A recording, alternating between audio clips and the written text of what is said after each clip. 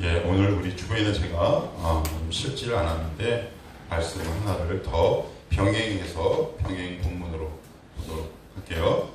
어디를 보시냐면 창세기 6장 14절도 같이 한번 읽어봅시다. 창세기 6장 14절입니다. 창세기 6장 14절.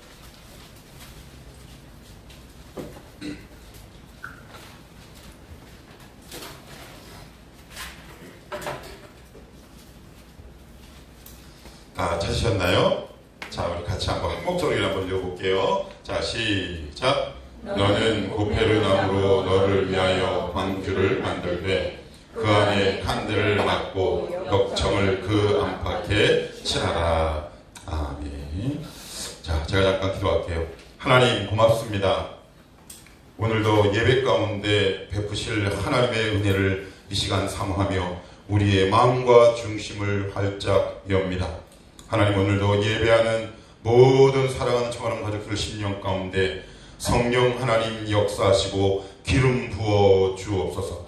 눌린 것들이 자유케 되게 도와주시고 모든 억울한 것들이 풀리게 도와주시며 또한 질병도 떠나가게 하옵소서. 말씀에 살아있는 그 본능과 능력이 우리의 영혼 가운데 온전히 역사되게 도와주시고 모든 연약한 것들, 우울한 것들, 악한 생각들이 오늘도 이 선포되는 말씀에 의해 일곱 길로 쫓겨나게 도와주시고 온전히 하나님이 주시는 하늘의 신령한 기쁨과 평안만이 우리의 심령에 가득하게 하옵소서. 예수님의 이름으로 기도하옵나이다. 아멘. 자, 오늘 설교 제목을 같이 한번 읽어봅시다. 시작. 하나님이 일하십니다. 한 번만 더 읽어봅시다. 시작. 하나님이 일하십니다. 그래요. 이 설교 제목 앞에 여러분들은 혹시 이의가 있으십니까? 저는 이의가 있어요. 문제 제기를 하고 싶습니다. 첫째, 일은 하시나? 일은 하시나? 하나님 과연 일하시나? 이 목사가 얘기를 하는데 하나님 과연 나의 인생에 일은 하시나? 라는 의문이 우리의 신앙 가운데 늘 있어요. 그것이 없을 수 없어요. 늘 이 고민이 있다는 말이에요. 그거는 장로님이든 목회자든 바울도 있었고요. 믿는 즉시 우리에게 이 의문은 늘 들어요. 일은 하시나요? 이 목사 말이 맞나요? 성경의 증언이 정말 맞을까요? 라는 의구심을 갖는 것은 그렇게 나쁜 일은 아니에요. 그러면 두 번째 저는 의구심도 들어요. 이런 질문을 하나님께 드릴 수 있어요. 그러면 대체 언제 일하십니까? 이 말을 바꿔 얘기하면 언제 응답하실 겁니까? 하나님 일은 하십니까? 그러면 언제인가요? 우리는 이 의구심을 가질 수밖에 없어요. 그리고 저 같은 경우에는 한 가지 의문을 더 품었는데 그건 뭐냐면 이거예요. 어떻게 일하시겠습니까? 근데 이게 되게 어려운 게 뭐냐면 하나님의 일하시는 방법은 우리가 생각하는 그것과 너무 달라요. 늘 달라요. 그래서 때로는 믿음이 필요하고요. 때로는 생각과 고민이 필요해요. 하나님 일은 하십니까? 우리 같이 한번 이렇게 외쳐봅시다. 하나님, 일은 하시나요? 일은 하시나요? 언제 일하시나요? 언제 일하시나요? 어떻게 하시나요? 어떻게 하시나요? 궁금하지 않으세요? 저는 그게 늘 궁금해요. 제가 이 자리에 나와서 매일 기도하는 제목도 기도의 핵심이 뭘까요? 단 한 문장이에요. 일하시옵소서. 그래서 우리 주님도 뭐라 그러세요? 아버지가 일하시니 나도 일한다. 성경에 보면 창세기 주님께서 제7일 안식하셨죠? 그런데 쉬었다라는 얘기가 아닙니다. 성도들을 위해 일하심의 결과가 우리가 평안을 누리는 거예요. 하나님은 오늘 여전히 일하세요. 그러면 오늘 과연 일은 하시고 언제 하시고 어떻게 하시는지 오늘 이 본문 안에 들어가서 한번 같이 고민을 한번 나눠봅시다. 당신 일은 하십니까? 제가 하나님인 거 정말 믿는데요. 과연 일은 하시나요? 이 질문에 대한 답이 오늘 여러분 가운데 들릴 수 있기를 축복해요. 그럴 때 우리 마음이 시원해지지 않겠습니까? 예배를 드리는데 뭔가 갑갑해. 그러면 이게 과연 예배일까? 조심스럽지만 예배를 드리고 말씀을 드리고 난 이후 우리가 청모임까지 마치고 저 문을 딱 열고 나갔을 때 우리 마음 가운데 기쁨과 평안이 있다면 그것이 바로 하나님의 일하심 아니겠습니까? 그런 기쁨과 평안이 저도 그렇고요. 여러분 가운데 넘치시기를 다시 한번 살아계신 주님의 이름으로 축복합니다. 자, 우리 그러면 말씀 안으로 한 걸음 한 걸음 한번 들어가 보십시다. 오늘 이 이야기는 누구의 이야기인가요? 모세의 이야기입니다. 모세의 이야기. 모세의 이야기는 여러분들이 하도 많이 들었지만 그래도 약간 생경하고 생소한 분들이 있다라고 가정하며 한번 이렇게 말씀을 드리면 모세는 120살에 죽었는데 그의 인생은 세 단계로 나누죠. 애굽에서 40년, 왕자로 40년이에요. 그리고 미디안 광야에서 40년, 이스라엘 백성들을 이끌고 구원한 40년. 그래서 그의 인생은 정확하게 3단계로 구분이 딱 됩니다. 그 본격적인 첫 번째 단계 시작이에요. 어떤 일이 발생했느냐?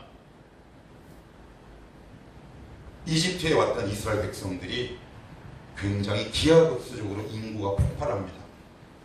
그런데 어디에서 인구가 기하급수적으로 폭발하느냐? 고센 땅인데 거기는 가축들을 먹이는데 이집트, 애국 같은 말이에요. 이집트에서는 한대라고요. 외진 곳이에요. 그래서 여러 가지 사회적 여건, 인프라가 제대로 갖춰지지 않은 곳이죠.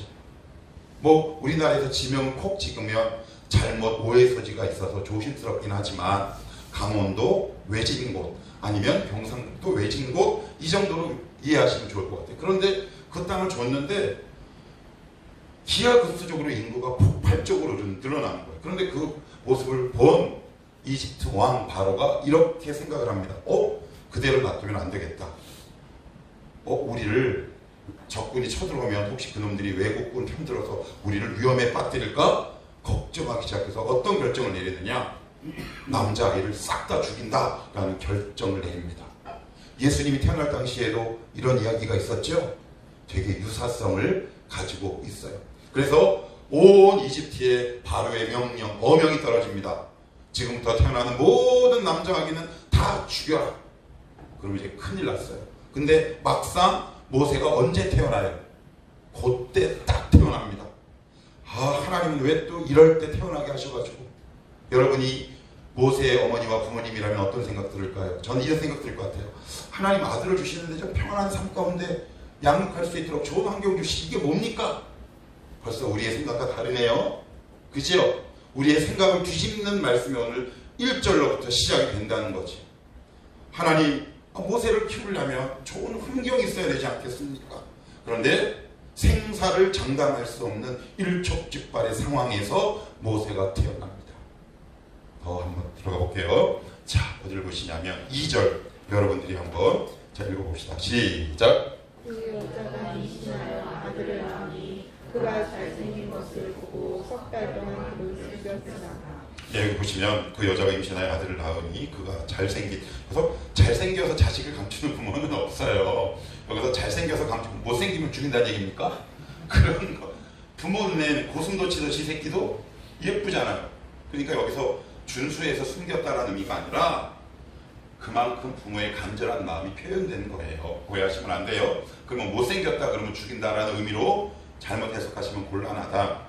그래서 이제 명령이 떨어졌어요. 그래서 모세의 부모가 모세를 숨기기 시작합니다. 근데 죽일 수 없잖아요. 여러분이 모세의 부모 같으면 어떡하겠어요? 어떻게 해서든지 살려보려고 하지 않겠습니까? 온갖 방법을 다 동원해보지 않겠습니까? 그 기간이 몇 개월이에요? 3개월. 어떻게 숨겼을까요? 갓난아기가 태어나면 울까요? 안 울까요? 울죠. 아이가 우는 게 정상이죠. 또 왜 울어 하고 귓방맹이 때릴 수 있습니까? 그러면 우리 한번 상식적으로 생각해 보자고요. 아이가 태어나면 울어요. 그러면 외부에서 울음소리가 들리지 않는 곳은 어디가 있을까요? 바로 안방 옆에 두면 될까요? 3개월 동안 아마 저 지하나 성경에는 나와 있진 않지만 음침한 곳이나 사람의 왕래가 더딘 곳을 3개월 동안 왔다 갔다 했다는 것이 우리는 충분히 유추할 수 있고 생각할 수 있어요. 그런데 한계점에 봉착했어요. 모세의 부모가 할 수 있는 건 다 했어요. 정말 다 했다고요. 근데 이제 더 이상 할 수 있는 방법이 있어요? 없어요? 없어요. 어쩔 수 없어요. 우리 모세의 인생을 보면 능동적인 인생이에요? 아니면 누군가의 힘에 밀리는 수동적인 인생이에요? 수동적인 인생이죠. 저와 여러분은 이 땅에 태어나는 순간 하나님에 의해 수동적인 삶을 살아갈 수밖에 없어요. 청년들은 이해하기가 쉽지 않겠지만 어른들은 이해할 수 있을 겁니다. 우리의 인생은 하나님에 의해 수동적으로 움직이는 삶이에요. 그것을 빨리 인식할 때 우리의 삶이 고달픔이 중단되는 거죠. 모세도 끊임없이 수동적인 삶을 살아갈 수밖에 없었어요. 모세의 부모도 역시 마찬가지예요. 인간의 방법으로 더 이상 어떻게 할 수 없지요. 고육지책이에요. 그래서 자기의 계획이 있을까요, 없을까요? 갈대상자에 띄워서 나일강에 띄우는 게 모세의 계획이 있었나요? 모세의 부모 계획이 있었나요? 어쩔 수 없죠. 마지 못해 어떻게 해요? 나일강에 갈대상자를 만들어 나일강에 띄워 보내요. 하나님은 여기서부터 역사하세요. 제가 한번 예를 들어볼게요. 제가 오늘 여러분들에게 하는 이 말씀은 2년 전에 동일한 본문으로 제가 설교를 했던 거예요. 근데 오늘은 조금 다른 관점과 새로운 것들을 추가해서 말씀을 드리는데, 이 비유는 제가 그때 드렸던 말씀인데, 한 2년 전쯤에 지금의 여당의 한 국회의원이 인천과 부천 사는 사람들의 마음을 확 빼앗은 아주 속상하게 한 발언을 했어요. 한 국정감사에서 이런 말을 했어요. 이혼하면 부천에 살고 망하면 인천에 산다. 그래서 매스컴에 뜨거웠죠. 이부 망천.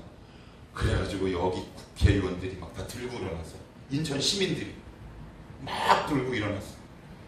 그런데 외부 사람들이 말하면 기분 나쁘지만, 근데 우리는 알아요. 부천과 인천이 사실 그런 비슷한 성격의 동네라는 거. 다는 아니지만, 외부에서 보면 비하 발언이지만 우리는 이 땅에 살고 있기 때문에 우리끼리는 대화 중에 이런 이야기를 할 수 있지만, 내가 내 동생을 때려도 외부 사람이 내 동생 때리는 거 용납할 수 없다는 말이죠. 그런 비슷한 심리가 우리 부천, 인천 사람들 가운데 작동됐어요. 근데 실제로 보시면 부천과 인천에 오는 분들 대부분 보시면 유동인구가 굉장히 많고, 정착하는 사람보다는 끊임없이 외부로 나가는 사람들이 유동 가구가 굉장히 많아요. 여러분 그거 아세요? 끊임없이 유동 가구가 굉장히 많다라는 사실. 이게 뭘 의미하는 걸까요? 여기 오는 분들은 마지못해 부천과 인천에 오는 분들이 의외로 많다는 사실이에요. 의외로 누군가에게 떠밀려 온 거예요. 서울 살다가 망해서 올 수도 있죠. 그죠? 예, 저도 부천에 처음 전임 사역 나올 때, 야, 내가 떠밀려서 가는구나. 참 악하고 교만한 마음을 품었어요. 나는 부천에서 있을 놈이 아닌데. 참 악하고 교만하죠? 그런데 하나님은 오늘 모세처럼 저를 부천으로 차선책으로 떠밀었어요. 저의 최선책은 어디였을까요? 저는 대형교회가 저의 최선책이었단 말이에요. 저의 꿈에는, 저의 목회 계획에는 중대형교회 이상이 저의 비전이었고 꿈이고 제 실력이 맞다라고 생각했던 사람이에요. 그래서 부천신교회 맨 처음 왔을 때 수많은 교인들이 저에게 던진 말이 있어요. 내 면전에 대고, 목사님은 대형교회 스타일이라 우리 교회 안 맞아요. 뭐야 인간들, 가라는 거야? 그런데 몇 년을 있었어요? 11년. 징글징글하다. 저의 계획에는 없었어요. 그렇지만 하나님은 저를 이 모세처럼 어쩔 수 없는 차선책인 이 부천신교회로 저의 등을 떠미셨어요. 그래서 제가 망했나요? 저의 인생이 실패했습니까? 어쩔 수 없이 가게 된 이사, 어쩔 수 없이 누군가의 등 떠밀려 들어가게 된 학교, 남들은 좋고 번듯한 직장에 가는데 어쩔 수 없이 이 직장에 들어갈 수밖에 없는 패배자의 관점으로 보는 그 시점에서 하나님은 모세를 역사하기 시작하고 일하기 시작하세요. 성도들이 가장 오해하고 있는 게 뭔지 아세요? 내 예상보다 밑에 어느 환경이 처하면 하나님의 역사가 중단됐다고 생각해요. 그러면 우리 그런 하나님을 떠나야 합니다. 그런 하나님을 믿을 수 없어요. 하나님은 최선책이 아니라 차선책, 그 차선책 속에서도 역사하는 분이기 때문에 그래요. 내가 만약에 어쩔 수 없이 이 상황 가운데 왔어요. 여러분 의도가 아니잖아요. 망한 게 여러분의 의도가 있는 겁니까? 우리 가정이 이 모양 된 게 여러분의 의도가 있나요? 여러분의 죄든 아니든 누군가의 힘에 밀려 오늘도 별로 실력도 없는 이 목사의 설교를 듣고 있는 건 아니겠습니까? 그런데 그 배후에는 누가 있었다? 하나님의 역사와 등떠밈이 있었다라는 사실을 오늘 성경은 얘기해요. 이것을 통해 오늘 하나님은 내가 실패, 좌절했다라는 그 곳에서도 보이지 않지만 우리의 삶 가운데 역사하시는 하나님이란 말이에요. 예를 들어 들어볼까요? 모세가 미디안 광야에 간 것이 본인의 의도인가요? 아니면 계획에 없던 일인가요? 계획에 없던 일이에요. 모세의 계획은 어디에 있었을까요? 멋지게 이집트 왕자의 신분으로 이스라엘 사람을 구원하는 것이 그의 베스트였어요. 그런데 하나님은 베스트가 아니라 월스트, 가장 악한 환경으로 모세를 미시고 거기서 일하고 역사하기 시작하신단 말이에요.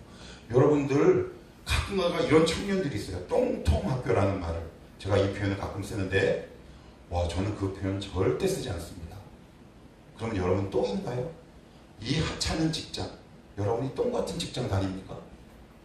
여러분이 내가 실력이 부족해서 들어갔다고 생각하는 학교, 내가 실력이 부족해서 들어갔다고 생각하는 직장, 그것이 바로 하나님의 예비하시며 그곳에서조차 하나님이 일하기 시작한다는 사실. 하나님은 우리의 상황과 관계없이 여전히 지금도 우리의 삶 가운데 일하고 계신다. 여러분들 이것을 믿지 않으면 예수 믿는다고 하면서도 늘 기가 주고 있어요. 나는 실패자야. 세상에 그게 어떻게 복음이 될 수 있겠습니까? 복음은 상황에 관계없이 기쁨인데, 하나님은 여러분이 실패자라고 내 스스로를 낙인 찍은 상황, 그 환경 속에서 은밀하게 일하고 역사하고 계십니다. 오늘 우리 이 질문을 던졌어요. 하나님, 이 일은 하시긴 하십니까? 그런데 오늘 2장 1절로부터 10절까지 하나님, 여호와, 주님이란 단어가 나오나요? 안 나오나요? 한 번도 나오지 않습니다. 그런데 이 모든 배후에는 하나님이 계신 거죠.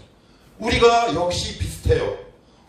내 눈에 하나님이 보이지 않죠. 2장 1절에서 10절까지 하나님 여호와라는 단어가 한 번도 등장하지 않은 것처럼 우리 눈에 잘 안 띄어요.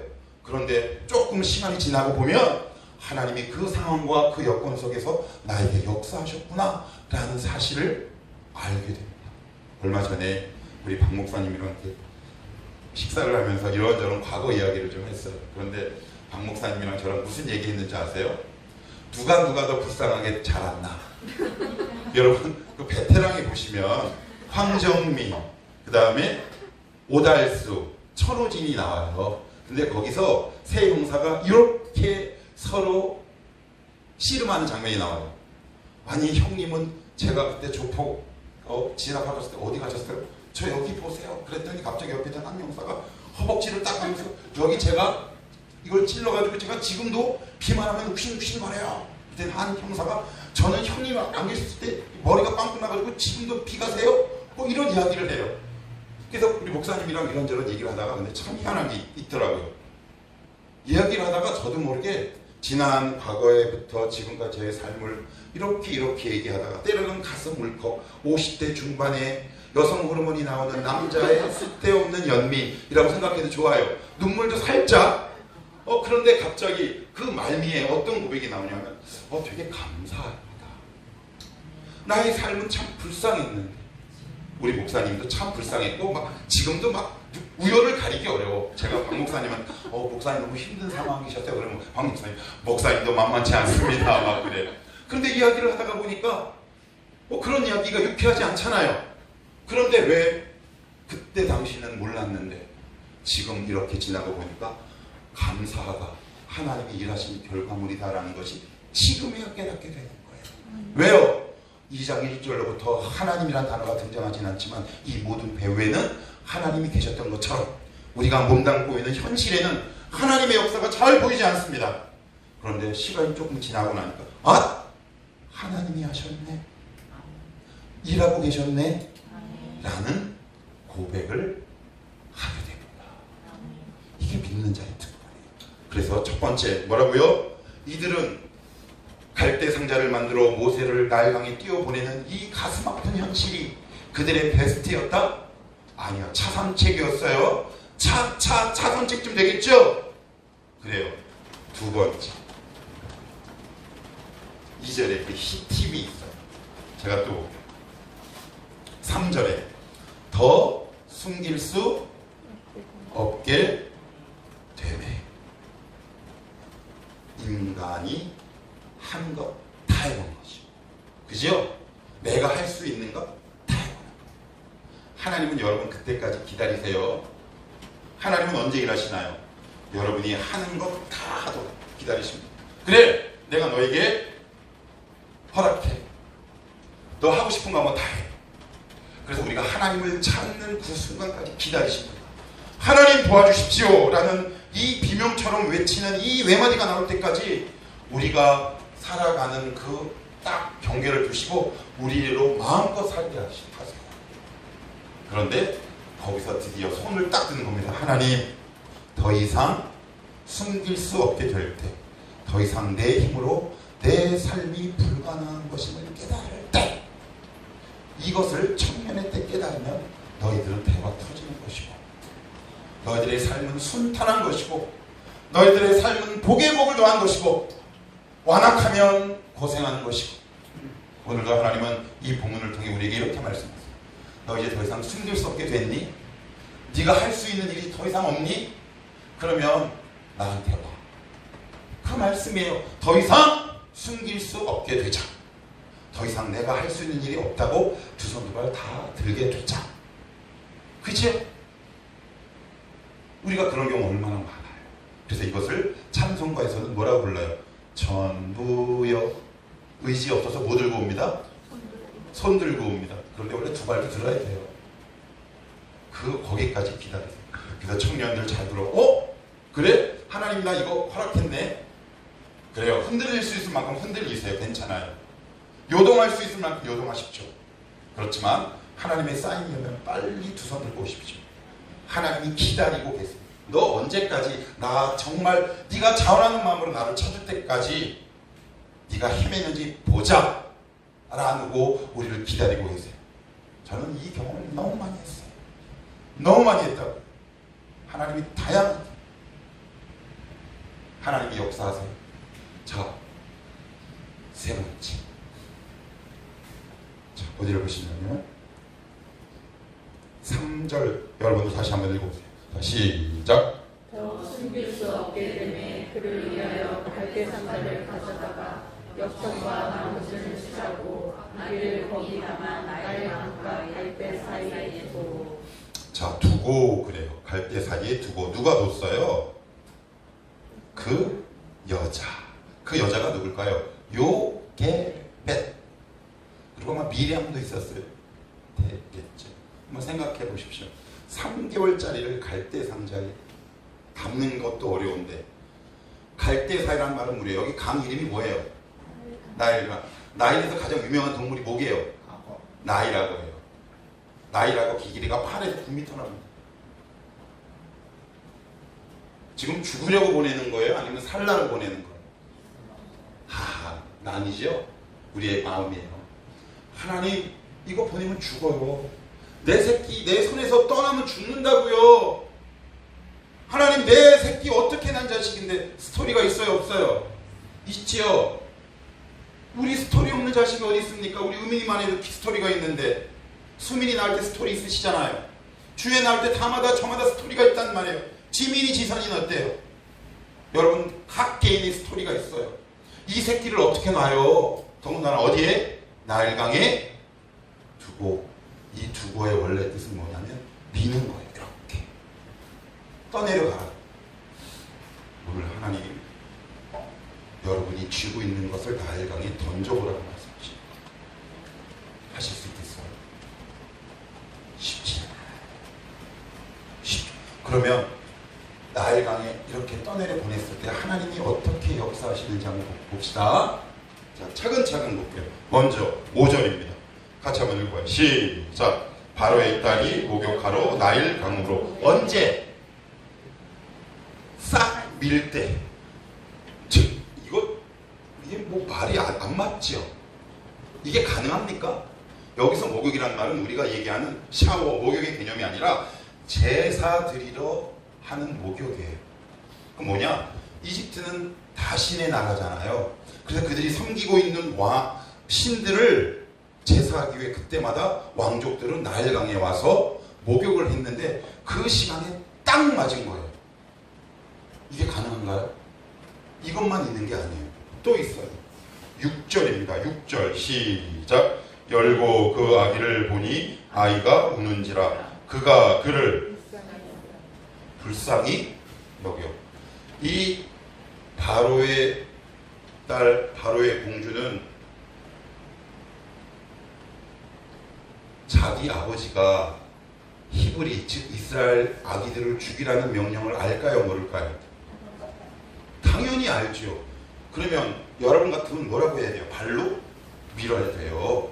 어우, 아버지의 명령인데? 그런데 원수 같은 그 원수의 딸이 모세를 보고 불쌍히 여긴다는 것이 사람의 관점에서 가능한 일이겠습니까? 하나님은 누군가의 마음에도 역사하십니다. 누군가의 마음을 바꿔놓으신다는 거예요. 이것이 과연 우연이겠습니까? 하나 더 볼게요. 자, 만약에 여러분들이 미리암이에요. 모세보다 2살 많아요? 4살 더 많죠. 2살 더 많은 거는 아론이고. 여러분이 만약에 미리암인데 내 동생을 갈대상자에 이렇게 보내서 막 따라간다는 장면이 나옵니다. 어디를 가나. 그런데 딱 보니까 갈대상자가 공주 앞으로 가. 그럼 여러분 마음은 어떤 생각이 들 것 같아요? 다행이다 생각이 들 것 같아요? 아니면 죽었다 생각이 들 것 같아요? 죽었다 생각 들겠죠. 그러면 여러분이 만약에 갈대상자를 조종할 수 있다면 어디로 데리고 갈 것 같아요? 바로 공주가 아닌 다른 곳으로 데리고 가겠죠? 그래요. 여러분이 내 자녀를, 내 인생을 잡고 가면 우리의 삶의 종착역은 절대 바로 공주 앞으로 도착하지 않습니다. 하나님의 역사가 있을 때만 가능합니다. 그런데 우리는, 여러분 혹시 예전에 우리 신기사님도 그렇고 전 어렸을 때 이런 놀이를 되게 많이 했어요. 종이배. 그래서 서울에는 시내가 아니라 시궁창에 물이 이렇게 흘러요. 그러면 이렇게 종이배를 이렇게 접고 어떻게 하냐면 바로 보내지 않고 어떻게 보내냐면 이렇게 잡고 이렇게 가요. 그 시내가를 따라 이렇게. 그리고 한참 수백 미터 내려간 다음에 이렇게 내려놓습니다. 그런데 그 종이로 접은 그 배는 나중에 어떻게 되냐면 뒤집어져요. 그런데 여러분의 인생은 뒤집어지지 않습니다.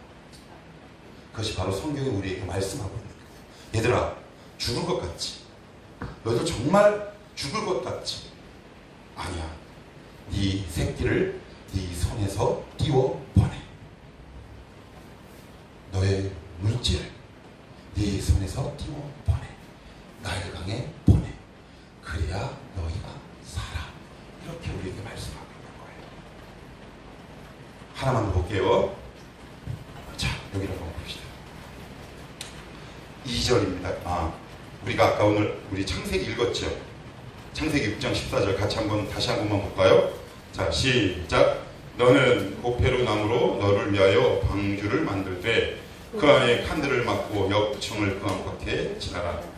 제가 이 부분 예전에 말씀드렸는데 모르는 친구들도 있기 때문에 제가 반복할게요. 성경에서는 딱 창세기와 출애굽기밖에 쓰여지지 않은 단어예요. 테바라는 단어인데 갈대 상자와 노아의 방주의 단어가 똑같아요. 한 글자도 다르지 않아요.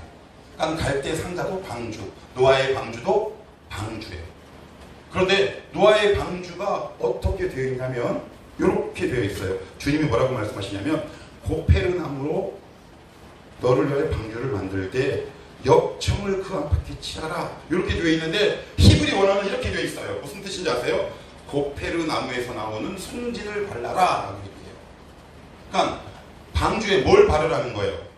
송진을 바르라는 거예요. 송진. 송진은 어디서 나오나요? 나무에서 나오죠. 그럼 어떤 나무에서 나옵니까? 여기서 말하는 송진은 나무에서 나오는 여러 가지 애그다 통칭해 소나무에서 나올 때, 그러면 나무가 어떤 상태에 있을 때 나와요? 그래요. 이 역청이란 원래 단어 뜻은 몸과 속전이라는 뜻입니다. 예수님이 십자가에서 상처난 곳에서 나온 피가 우리의 속전을 우리 인생과 여러분들의 인생에 바르래요. 하나님의 재료로 여러분들의 삶을 바르라고 오늘 말씀하고 있는 거예요. 우리 인생은 방주와 같아요. 인정하세요? 만약에 노아 식구들 8명이 용적률 2만 톤이 넘는 노아의 방주를 자기가 원하는 방향으로 이끌어갈 수 있습니까? 3살짜리 모세가 갈대상자를 자기가 원하는 방향으로 진행시킬 수 있겠습니까? 절대 못 시켜요. 이 태바 방주의 특징 3가지가 있다고 말씀드렸어요. 첫째, 돛, 닷, 노가 없다고요. 배는 얘는 방향을 결정하지 않아요. 방향은 누가 결정해요? 물이 결정해요. 물이 결정해요. 그 물을 누가 다스립니까? 하나님이 다스려요. 우리 인생은 바다 위에 떠있는 방주와 같아요. 그런데 이 방주를 저 나름대로 자기만의 재료로 만들어 간단 말이에요. 여러분은 어떤 것으로 만들어 가세요? 어떤 사람은 인생이라는 방주에 돈이라는 역청을 이렇게 발라요. 그래서 그의 관심사는 늘 돈이에요. 그래서 돈 버는 일에 굉장히 재빠르죠. 그래, 나 하나님 말씀도 믿고 교회 다니지만 그래도 내 인생을 보다 아름답게 만들 수 있는 것은 물질이라는 역청이야. 그래서 자기 몸에 희생된 그 핏값을 가지고 자기 인생의 방주에 그림을 그려가기 시작하죠. 그런데 주님이 바르게 하시는 주님의 재료가 아니면 우리의 인생은 다 누수가 발생합니다. 다 누수가 발생해요. 여러분 한번 돌이켜 보실래요? 내가 어떨 때 내 인생에 누수가 발생했는지. 여러분의 재료와 여러분의 방법으로 내가 인생을 일궈갔을 때 누수 현상이 생깁니까 안 생깁니까? 생기죠. 하나님이 오늘 이렇게 우리에게 말씀하고 있습니다. 3개월짜리가 방주를 어떻게 자기가 원하는 방향으로 움직일 수 있겠습니까? 용적률 2만 톤이 넘는 그 방주를 노아의 8 식구가 자기가 원하는 방향으로 움직일 수 있겠습니까? 노아의 방주가 무슨 산에 딱 올라가나요? 아라랏산. 그죠? 하나님이 거기에 가세요. 그런데 배 위에 떠 있는 사람은 하나님이 보일까요? 안 보일까요? 뭐만 보일까요? 파도만 보입니다. 근데 그거 아세요? 파도를 맞고 때로는 넘어져도 배가 뒤집히진 않지만 그 방주에 타고 있는 이상 우리의 인생이라는 배는 하나님이 인도하신 그 지점에 가 있는다라는 사실. 그럴 때 우리가 낙심하지 않아요. 저는 이 믿음을 여러분들이 소유할 수 있기를 주님의 이름으로 축복합니다.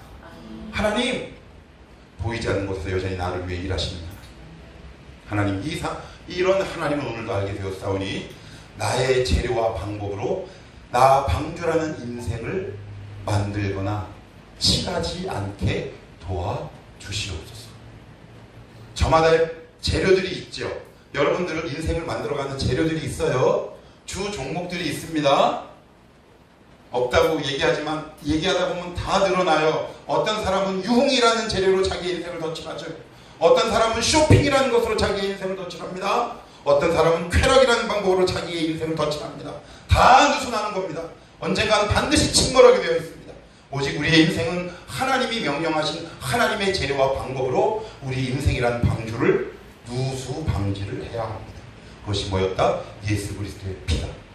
그것이 뭐다? 하나님의 말씀입니다. 그럴 때 우리의 인생이 누수가 발생하지 않아요. 마지막으로 이 코멘트만 하고 이 말씀을 맺겠습니다.